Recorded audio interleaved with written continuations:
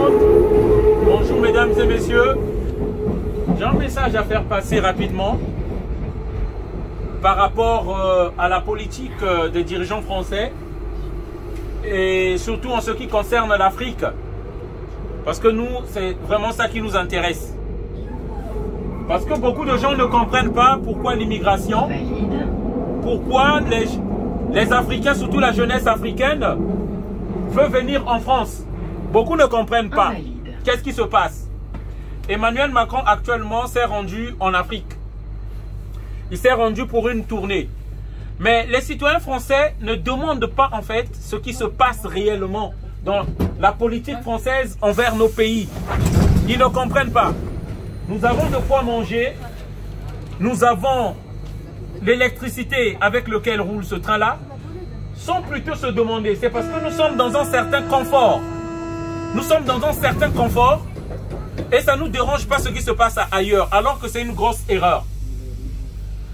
Pour les citoyens français, se disent que l'uranium qui fait fonctionner ce train-là, on l'achète en Afrique. Moi, j'aimerais poser une question, mais si on l'achète avec quelle monnaie? Avec quelle monnaie la France achète l'uranium ou le pétrole, les minerais dans les pays africains? Je vous invite à faire des recherches, s'il vous plaît, parce que c'est important, si vous ne le savez pas. La France ne paye pas les minerais dans les pays africains, ce qui contribue à la pauvreté de ces pays-là. La France a créé une monnaie qu'on appelle le franc CFA. Lorsque les pays africains vendent leurs minerais, on leur paye dans une monnaie qui n'est pas connue dans le monde, qu'on appelle le franc CFA. Ce qu'on appelle les devises, comme l'euro, le dollar, le livre sterling, qui peut permettre aux pays africains, afin d'acheter du matériel, par exemple agricole, pour faire des champs pour cultiver. C'est la France qui confisque ces devises-là. Dans un système qu'ils ont mis du franc CFA, les devises des pays africains sont conservées par la France, ce qui ne permet pas le développement à ces pays-là. Et ça, beaucoup de citoyens français ne savent pas en fait la réalité. C'est pourquoi nos pays restent pauvres, c'est pourquoi il y a l'immigration. Je vais aussi intervenir sur un sujet pour terminer. Là aujourd'hui, il y a une guerre en Ukraine. Dès qu'on parle de la guerre de la Russie en Ukraine, on voit maintenant des citoyens français commencent à prendre la parole, dire que ah ouais, il ne faut pas provoquer la Russie. Sinon on sera en ligne de mire de la Russie, on va nous tirer dessus. Mais l'intervention de l'armée française en Afrique, ça fait plus de 50 interventions, on ne voit pas les citoyens français parler. Pourquoi? Parce qu'on sait qu'on peut taper sur les faibles, ils ne parleront pas. La France nous dit qu'elle combat le terrorisme au Niger, et au Mali, au Burkina Faso. Nous disons que les soldats français sont là-bas pour dormir.